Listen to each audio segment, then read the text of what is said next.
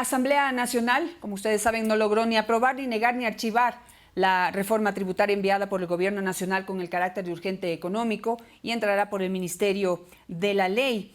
Se esperaba recaudar 1.900 millones de dólares en los próximos 2 años. Se habla de un pacto entre el gobierno y uno de los bloques mayoritarios de la Asamblea Nacional, UNES, que poco a poco iremos viendo si es cierto o no. De ambos lados manifiestan o lo niegan que haya ese acuerdo político para poder pasar de la manera que pasó esta reforma tributaria.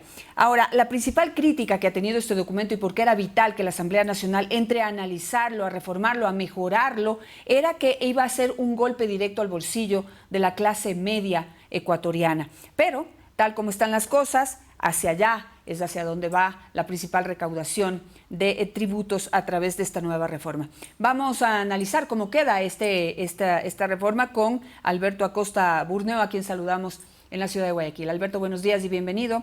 Quisiera conversar contigo un poco cómo queda esta ley y cuál es tu visión después de ver esta decepcionante actuación de la Asamblea Nacional. Realmente no dan pie con bola, ni para adelante ni para atrás. Todo pasó como si no hubieran hecho nada en todo este tiempo. Muy buenos días. Coincido totalmente que es una actuación decepcionante. La Asamblea está para mejorar los proyectos que envíe el gobierno, para llegar a consensos, no para lavarse las manos y con jugadas de última hora y altamente cuestionables, hacer que pasen y que se aprueben las versiones originales sin ninguna reforma, sin ninguna mejoría, porque todo proyecto es perfeccionable y la Asamblea simplemente se lavó las manos. Ahora, ¿qué es lo que quedó aprobado? Quedó aprobado la versión original del gobierno, que planteaba una recaudación de 1.900 millones por encima incluso de lo acordado con el Fondo Monetario. Sí, el acuerdo con el fondo contempla una reforma tributaria, pero que genere 1.300 millones en los 2 próximos años. El gobierno aprobó una reforma que va a generar 1.900 millones, 600 millones más de lo que se había pactado con el Fondo Monetario. Si a esto le sumamos los precios extraordinarios del petróleo, al final del día el fisco va a sobrecumplir su meta de ajuste fiscal de una manera muy importante. Podría verse, si desde un objetivo fiscalista se ve como un éxito, pero el problema es que corregir los problemas fiscales es solamente un medio para alcanzar el fin. El fin al final del día es más actividad económica, más bienestar. Y ahí es donde entran los problemas de esta reforma tributaria, porque implica retirar del sector privado, de la producción, del consumo, del ahorro, de la inversión, retirar 1.900 millones en medio de una recuperación todavía leve, medio de una recuperación de los empleos aún más débil.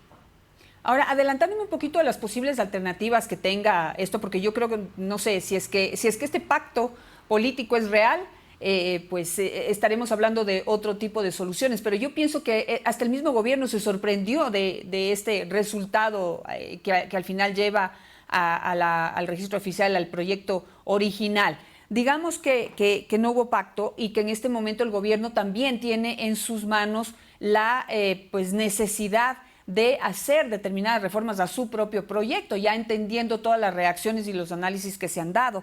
En ese sentido, ¿qué tipo de reformas podría contemplar que el mismo gobierno envíe a la Asamblea Nacional para arreglar lo que ya está aprobado? Aquí el problema realmente es tiempo. Si es que el gobierno hace reformas a su proyecto, hace un veto parcial, la Asamblea tiene un plazo para poder tratar esas reformas, y lo que no puede suceder es que esto se pase de este año, porque si no las reformas que tienen que ver con impuesto a la renta no entran a regir el próximo año, y ahí sí se le complican las cosas al gobierno. Entonces no hay mucho tiempo para reformas. Yo creo que sí es probable que el gobierno simplemente lo deje pasar tal como está, por tema tiempo sobre todo. Lo ideal sería que no, que lo corrija. Temas que debe corregir fundamentales. No se puede cobrar una contribución a las empresas cuando están teniendo pérdidas. Y eso es lo que dice el proyecto actual, el que está aprobado. Dice, usted me va a pagar una contribución extraordinaria, no me importa si gana o pierde. En medio de la pandemia, eso no es de mi incumbencia, usted me paga. Eso tiene que ser cambiado. El pago debería darse solamente si tuvieron utilidades en el 2020 y por un monto no superior a las utilidades que tuvieron en el 2020. Esa sería una mejoría fundamental. En el tema del impuesto al patrimonio para las tierras rurales o para actividades productivas, hay que también medir el impacto que va a tener eso. Eso va a quitar liquidez muy necesaria en sectores productivos que tienen patrimonios aparentemente elevados, pero que no tienen liquidez elevada, porque el impuesto al patrimonio, el patrimonio no es lo mismo que liquidez. Entonces, ahí hay otro tema que hay que ponerle ciertas limitaciones para evitar el daño. El daño está hecho, pero al menos hay que tratar de que sea lo menos posible, tomando en cuenta que además hay unos 600 millones de dólares de recaudaciones en exceso, porque yo entiendo que el gobierno envió un proyecto muy ambicioso con la estrategia de negociar, igual que cuando uno negocia, uno da el precio más alto para llegar a un precio intermedio en medio de la negociación. Lo mismo hizo el gobierno, pero en este caso con la jugada de UNES, el gobierno terminó recibiendo ese precio alto, esos 1.900 millones de dólares, que es por encima de lo que se había pactado con el Fondo Monetario Internacional. Ahora, legalmente, ¿qué tan posible es esto de hacer esta diferenciación ya en la práctica para cobrar, por ejemplo, el impuesto al patrimonio o la contribución obligatoria que está solicitando el gobierno a las empresas a través de esta reforma? Es claro que hay muchas empresas que, si bien tienen un gran patrimonio o han tenido importantes ingresos, no quiere decir que tienen la liquidez para poder cumplir con lo que dice la ley. ¿Podrá legalmente el gobierno hacer esta diferenciación y considerar a las empresas que no tienen liquidez, por ejemplo, para darles alguna forma de pago, plazo, no sé? ¿Cuál sería la alternativa? Es posible. La alternativa es ligarlo con la generación de utilidades. Las utilidades, bueno, parte de las utilidades no necesariamente todo es liquidez, pero es más probable que sea liquidez. Entonces, si es que el pago del impuesto al patrimonio está ligado a que sí tengan utilidades y que no sea por un monto superior a las utilidades, de alguna manera se logra limitar el daño. Esa es la manera de hacerlo.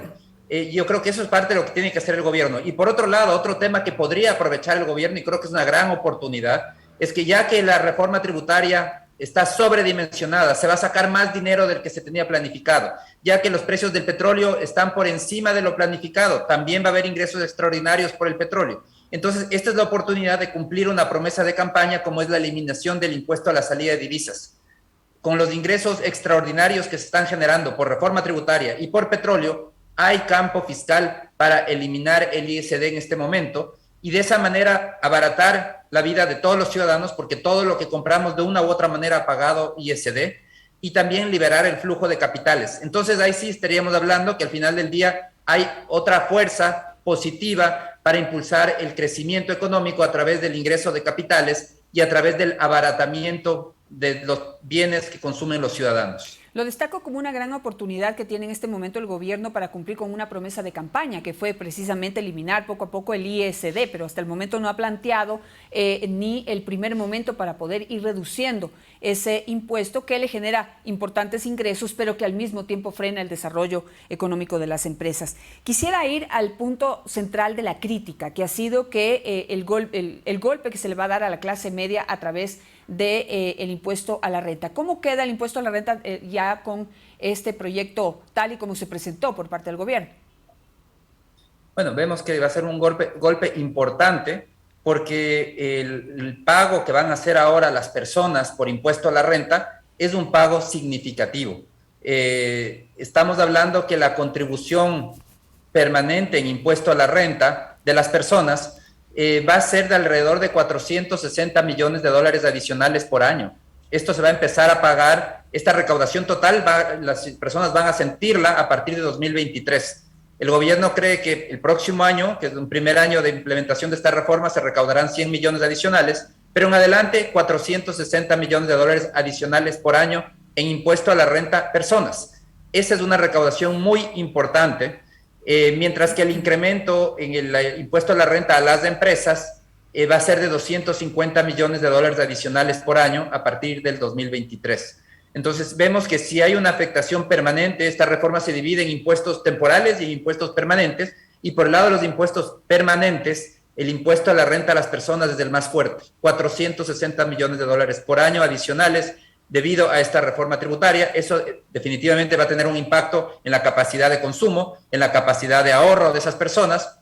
Y ahí vamos al segundo tema, y es que esa distinción que se quería hacer, si esto afecta a los pobres o a la clase media, al final del día todos estamos interrelacionados. Nadie vive en una galaxia paralela, y menos consumo, menos ahorro, implica menos dinero para invertir, implica al final del día menos actividad económica, menos ventas, menos generación de empleo, y termina afectando a todos. a la población que no puede conseguir un empleo, que probablemente esté en los grupos más vulnerables, así como a la clase media o como a los niveles más pudientes del país. Todos estamos interrelacionados y ese es el problema de esta reforma tributaria.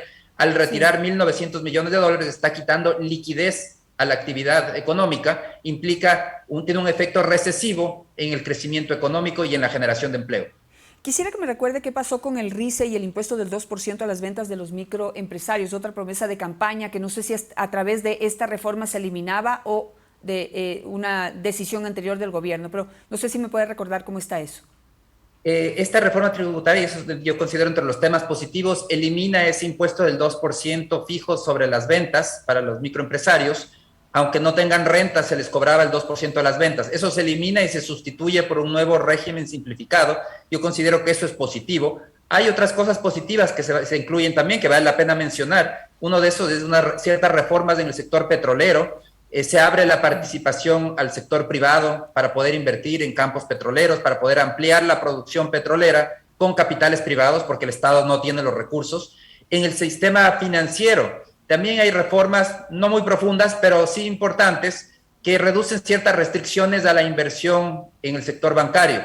Esto va a permitir algo más de competencia internacional, también es muy positivo.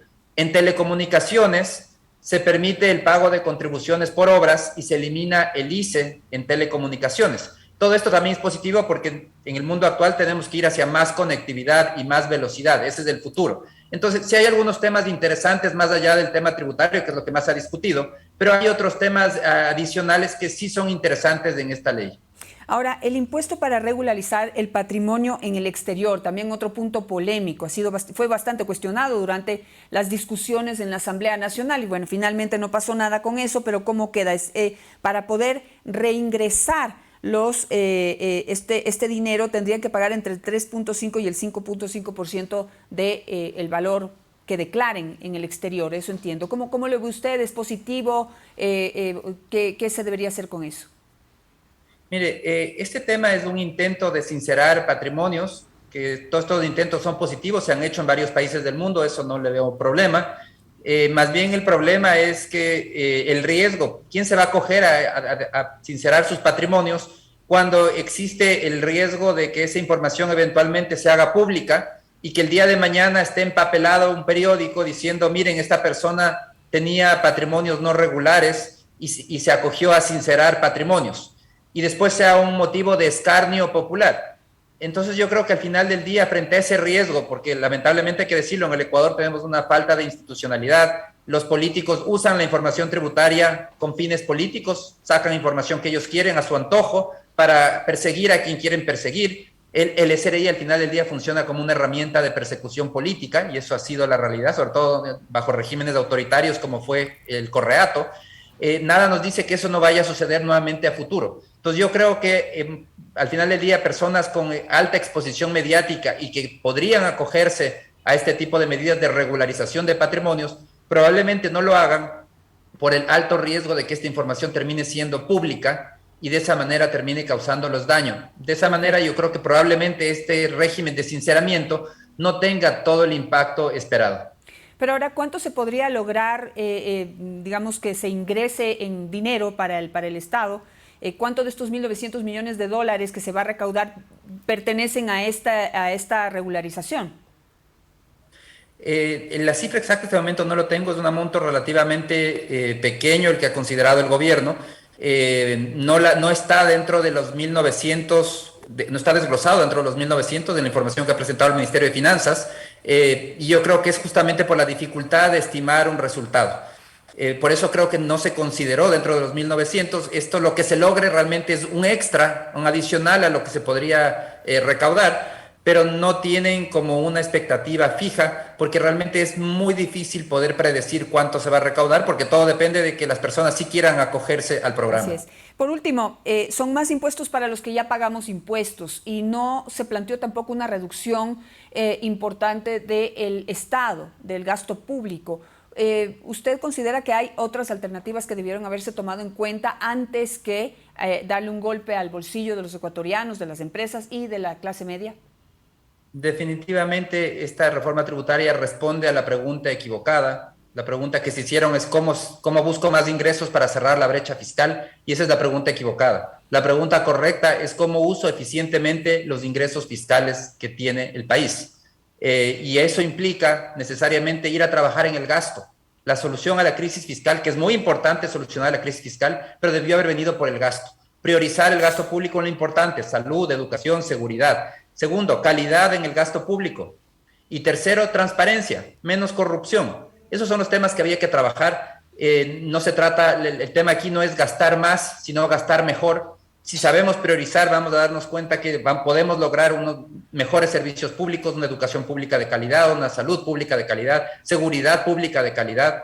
Y eso se logra con calidad en el gasto, con priorización y con transparencia, no con más impuestos. Sí. Más impuestos no garantiza la calidad en el gasto. Una última pregunta, no sé, dado cómo está el ambiente y lo sucedido en la Asamblea Nacional, no sé si tenemos el terreno abonado para que haya una buena reforma laboral, que también eso es imprescindible para poder lograr la reactivación económica y sobre todo para lograr disminuir esta brecha que hay entre las personas que tienen un empleo adecuado y las que no, 7 de cada 10. ¿Cómo ve usted? Ya es un poco, entramos en el plano político, pero ¿podemos sobrevivir sin una buena reforma laboral, ya que por este lado perdimos el año? A mí me preocupa que lo que sucedió en la Asamblea deje un ambiente bastante enrarecido. No quedó clara la jugada, todos niegan que hay un pacto, no sabemos si hay pacto o no hubo, y si no hubo pacto es igual de grave. Entonces hubo un desconocimiento masivo, por no llamarlo de una manera más fuerte. Entonces vemos que al final del día lo que sucedió en la Asamblea con esta ley no creo que sea un paso positivo, no es un paso democrático de haber llegado a un consenso, algo que todas las fuerzas políticas se pusieron de acuerdo, sino que termina entrando en vigor más bien por una falla, un desconocimiento masivo, o por un pacto oculto que nadie quiere reconocer, pero eso no abre la cancha para un camino suave de negociación de reformas tan importantes como la reforma laboral, la reforma para el ambiente de las inversiones, una reforma financiera profunda. Son temas estructurales que necesitamos cambiar en el país y que requieren de estos consensos mínimos en la Asamblea, que lamentablemente después de esto hay que ver cuánto espacio va a haber para poder llegar a esos consensos. Así es, yo creo que hay bastantes y suficientes razones para quedar preocupados y alertas como ciudadanos, como analistas, como periodistas, a ver lo que sucede de aquí en adelante en la Asamblea Nacional, toda vez que tienen una equivocada manera de reivindicar sus errores. Vamos a ver cómo quieren reivindicar esto sucedido, que yo no sé tampoco cómo catalogar lo que sucedió en la Asamblea Nacional, como dice Alberto Acosta. Si fue un pacto, terrible. Y si no fue un pacto y fue una equivocación masiva, más terrible todavía, porque en manos de quiénes estamos. Veamos qué es lo que sucede. Muchísimas gracias, Alberto, por estar esta mañana con nosotros. Muchísimas gracias, siempre es un gusto.